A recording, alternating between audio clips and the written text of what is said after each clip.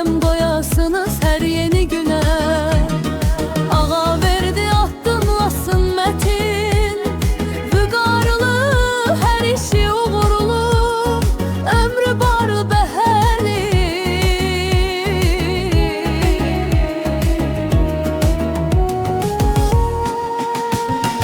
Dostluğun rəmzi həm də fəxri o, həmişə uca olsun onun adı şanı.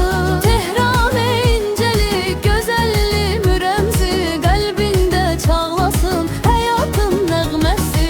Uğurlar yoldaşı olsun hər zaman, uzaq olsun ondan kədər və duman. Ziba öz adı tək gözəldik təmiz, onunla fəxr edir hər birimiz.